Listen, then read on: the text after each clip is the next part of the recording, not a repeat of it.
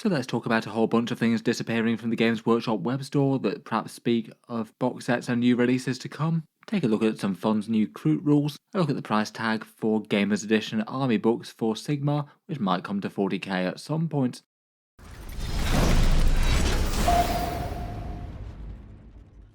Hello and welcome back to Warspace Tactics, where today we're talking about a few model removals in particular, but I thought I'd also touch on a couple of other interesting 40k relevant topics that maybe didn't really need a video all to themselves.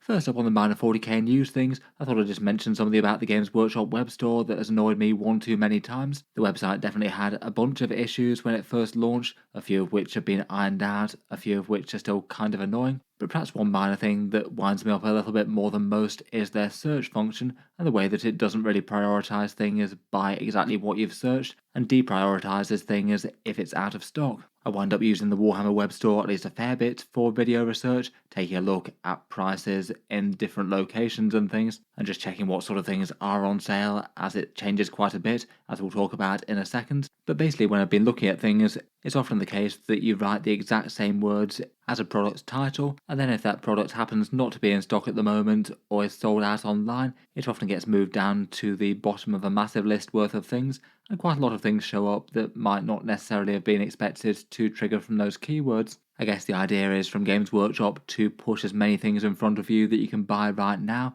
even if they're not particularly relevant to what you searched, but it is really quite annoying if you just have one thing in mind that you might have wanted to buy or check the price on, as I found with the Chaos Lord looking for this video. For example, if you search Chaos Lord into the Warhammer web store, somehow it comes up with 150 results, even though there are definitely not 150 Chaos Lords sold by Games Workshop. It includes a bunch of things that might include things that are sort of nearby, and then a bunch of stuff that feels kind of random. But in terms of the actual Warhammer 40k kit that's called Chaos Lord, that appears at number 123 out of 150 different results on the Games Workshop web store. So just a massive way to scroll down and to try and find it when it's literally the same words as what you searched. On the list of things that cropped up in the interim, we've got things like the Knight Quest store from Age of Sigmar, Spearhead Seraphon, so lizard men from Fantasy as well, the Knight Valiant along with a bunch of other knights which I'm guessing because they can be Chaos Knights, and Necromunda the Book of Ruin for some reason, all of which are Games Workshop's web store deciding that that's more relevant to show me than the actual 40k Chaos Lord,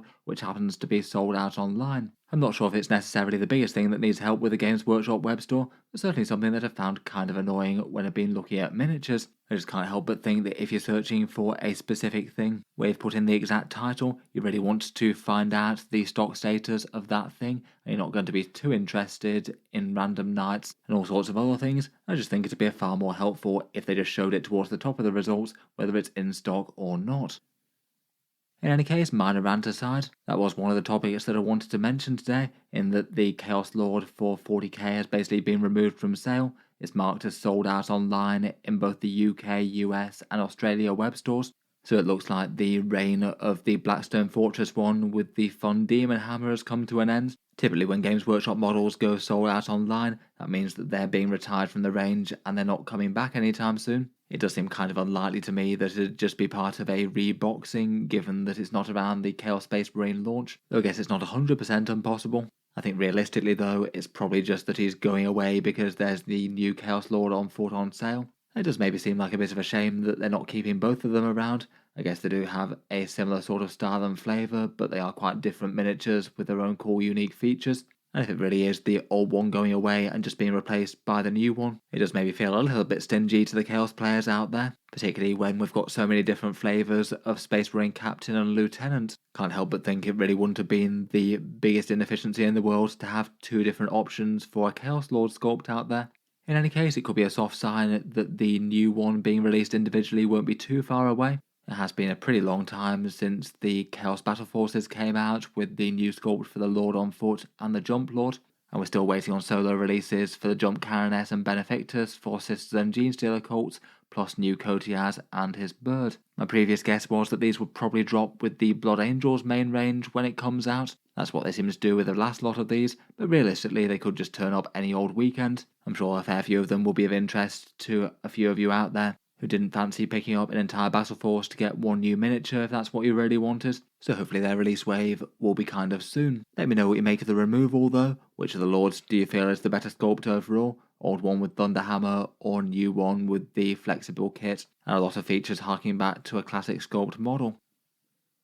Sticking with the themes of things mysteriously vanishing from the GW web store, we've also got a big Kill Team Rebox on the way, it would seem. Most of the Kill Teams have vanished from the Games Workshop web store. Basically anything that was packaged in the orange boxes of the previous edition. I'm not sure if the styling is going to change in some way, but literally everything seems to have been taken down temporarily, including the most recent releases, which I believe were the Scouts and the Striking Scorpions from this latest season with the Beta Decima terrain. It looks like the only ones that are still on sale are the Inquisitorial Agents that got a 40k style rebox when they got the Imperial Agents Codex. Kind of interesting that they got a rebox but the Rogue Trader and Voidsmen at Arms didn't. They remained the Elucidian Starstriders and they've been taken down, presumably for a rebox now, even if Games Workshop have kind of given some big hints that they're not going to be particularly well supported in the rules for the Kill Team release. I guess that at least for all the full unit kill teams, they'll either get a 40k style rebox for things like the Commandos, which are clearly an important unit to the Orcs, or the Sisters Novitiate.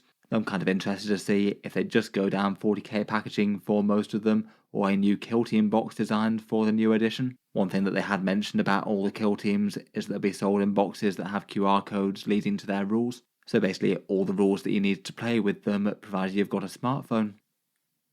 I guess the timing of this one doesn't really give away all that much. We've been having the new Kill Team edition teased for quite a long time now. Seems pretty likely that Kill Team Hivestorm will be going up for pre-order very shortly. I think there's a reasonable chance they could announce it even today. They usually announce their new releases in their Sunday preview articles. I'll certainly look to cover that when we know the price for it and talk about the overall good deal or not of the box. I feel like these being taken away and redone in different ways could have implications though. One thing that I'm kind of apprehensive that they're going to do at some point is mess around with the packaging for the Scouts or the Striking Scorpions. Both of those are kind of curiously 2 5-man units bundled together as a 10-man unit to make it work in Kill Team. I feel like at some point down the line they're going to have a rebox where they go to a 5-man squad, as with the more standard Aspect Warriors for the Eldari. That's probably going to be bad news overall, as it means that you'll get far less of them from at least a fairly similar price tag. If they get a rebox in full 40k packaging, I really wouldn't be too surprised if they decide to put them as 5 model squads. I'm kind of interested to see what happens with things like Commandos and Death Corps of Krieg, whether they're going to be going into 40k boxes or Kill Team packaging. We had the news a little while back that Games Workshop are only going to be having their Kill Teams registered as classified for one further year. And then essentially they kind of go to Kill Team Legends, get some balance support for the rest of the edition, and then kind of only token rule support beyond that, gradually mothballed in the way that we've become accustomed to. Even if they should have good rule support for the next 3 years at least. I'm also curious to see what happens with the kill teams that are basically a standard unit, but basically with an upgrade sprue thrown in. We've got things like the Hearthkin Warriors with their Salvager frame, the Phobos kill team with their extra upgrades, the Trukari Hand of the Archon with a few extra aesthetic bits and a bird, and a few more like the Tau Pathfinders with their grenade launcher. I feel like there's actually quite a lot of different ways that they could go with these. They could just get a flat kill team re-release, the same models but with updated kill team packaging, or they could roll a sprue into the standard box for the unit and have a 40k release for them. So just the new box for Infiltrators and Incursors will include the kill team sprue from now on, and they'll likely jack up the price on that. Or maybe less likely they could go to selling those upgrade sprues individually, maybe as an online only thing, or even remove it entirely. I think that's a bit less likely though, and particularly for things that have got important in-game rules things. In any case, will certainly be something to watch to see what they do with them. I guess they'll probably come back alongside the new releases for things like the Night Lords, Mandrakes, Brood Brothers, and Hurricane Jaegers. Again, they're a bunch of kits that a lot of people are really waiting on an individual release for. The Night Lords were generally very well received, and the Jaegers and the Mandrakes are really important units for their factions. Moving on to a Kroot update, and another thing that has interested to check back on was the Kroot rules contents in White Dwarf 504. As you can see, they're front and centre on the cover here. And if you do genuinely have a Tau army with a sizable Kroot contingent, or field an entire army of Kroot, I feel like it could easily be worth picking up. A better price per content ratio than quite a lot of Games Workshop's rulebooks and codexes. In this one, there's a good few pages of lore and narrative for Kroot fighting in the Charonath expanse. rules for a Kroot combat patrol called Napox Hunters, which I'll talk about in a second, a whole load of content for Crusade rules for Kroot. It seems to be about an equivalent sort of size as the Crusade sections that you get in plenty of Codexes. Definitely more than token effort for a White Dwarf here, systems for shaping a kin band, fighting the foe, devouring some enemies, and then gaining strength, endurance, or resilience. Plus a lot of different things to fill out the various Crusade rules sections, things like custom requisitions, traits, relics, and badges. In terms of making them work in the whole narrative gameplay of 40k, I think it does really quite a good job. Finally, even beyond all that, there's a Kroot vs Kroot custom scenario which has units of wild beasts roaming around. Overall, quite a lot more effort than I'd usually expect for White Dwarf rules. Could be worth a look. Hopefully Games Workshop don't forget about the mainstream 40k rules with the Kroot detachment, which hasn't been having quite so much success on the tournament scene after they took away the respawning carnivore stratagem. Here are the rules for the Napox Hunters Combat Patrol. The composition of it, as mentioned, not a box set, but basically a set of rules for fielding a bunch of Kroot units together. Kind of a nice way for White Dwarf to add some meaningful rules content without having it bloat the actual main game of 40k, and wind up with a whole load of different armies having stuff that came out in a once monthly release magazine a while back. Leading the force, there's a Lone Spear with the javelins, 2 sets of Kroot carnivores, a Krootox rider with a repeater cannon, and then 2 sets of 3 Krootox rampagers. As with a fair few combat patrol datasheets, they lose most of their special rules. Unfortunately, they don't have the scouts keyword here. The only ones that keep any sort of special rules are the Lone Spear having Lone Operative and his marker target ability for rerolls for the other units, and the Kroot carnivores keep their stealth and fieldcraft on the go.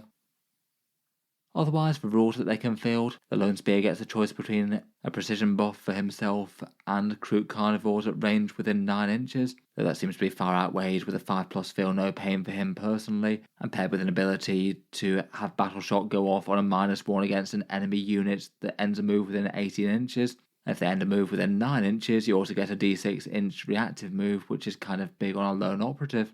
Otherwise, the secondary objectives are a choice of either put Kroot units near all the board edges, 1 victory point for most of them, and then 2 victory points for your opponent's one, or having a kill system where your opponent nominates 1 unit and you nominate another, and you get 6 victory points for each one that's slain by the end of the game. Finally, there's 3 stratagems which aren't marked with command point cost, so presumably they're 1 command point, a +1 damage to either Krootox Fists or Rampager Fists in melee, which is fairly punchy, the carnivores getting an extra AP -1 at range, and a return to reserves at the end of the enemy fight phase for a unit within 9 inches of the board for some sneaky Kroot skirting around the board edges. In any case, kind of fun to have the Kroot have some contents to allow them to engage in that game mode. Finally, the last thing I wanted to touch on with the price of the Gamers Edition Age of Sigmar Codexes, and I think that these are relevant for 40k, as I feel like there's at least a fairly reasonable chance that this turns up for 11th edition. It looks like what they're going to do for the Sigmar Codexes is they'll have a mainline army book as we know them, with the rules and the pretty pictures in the lore sections, and they'll also offer them as a Gamers Edition as well, a smaller paperback rulebook that focuses on just the rules, and also coming paired with a whole bunch of datasheet reference cards. However, now the full details of the thing are revealed, it looks like both codexes are essentially identical, bar one being in a fancy hardcover format and the other one being a softback paperback one. They both have 128 pages in, so the same amount of rules and lore and background details. And it looks like the Gamers one with the codex and the datasheet cards is actually still more despite being softcover, $60 versus $80, and also online only, generally meaning worse or no discounts from a bunch of online retailers out there, and they might not necessarily be able to get stock of them super easily. It looks like these have been popular to some extent. It looks like they've sold out online in the US at least, though I can't help but think it's a bit of a swing and miss in terms of the pricing. What I had maybe hoped for was that it might be an option for people who wanted a book focusing just on the rules, who wanted to access the rules for the faction, maybe in a cheaper and more affordable way, and also have the reference cards around. It might be a bit cheaper than the more expensive big book, but it basically seems like it kind of amounts to just a small discount on the War Scroll cards, and arguably not even that if you buy elsewhere through a discount retailer and you couldn't get these through the same one. Just doesn't initially feel like it's enormously useful as a product to me for the marked up price. I guess the reference cards sounds like they have a little bit more compared with the War Scroll ones, but I'm not sure if that's enough of a selling point to justify downgrading from the hardback book to the softback one, even if it might have a few advantages with being able to transport a little easier. In any case though, I'll leave it there for this one. Let me know your thoughts as to what's happening with the kill teams and the Chaos Lord. Are any of you Kroot collectors out there interested in the White Dwarf content? And what do you make of the Gamers Edition Army book? Is it something that you'd be interested in if they came out with similar for 40k next edition? If you enjoyed the video, then feel free to subscribe to Auspex Tactics. I'll certainly keep the regular 40k videos coming. I do tend to post new ones most days. Finally, if you have been enjoying all the videos on the channel and would like to help keep them coming, I would like to mention that Auspex Tactics does have a Patreon page as well, and you can find that links down in the video description below. Channel patrons get a few advantages, seeing certain videos early, regular votes to see what sort of things happen next on the channel, and automatic entry into the regular prize giveaways with a chance to win some big model kits each month. If any of that sounds good to you, or you'd just like to help support, the link is down in the video description. In any case, a massive thank you for listening, and I'll hope to see you guys next time.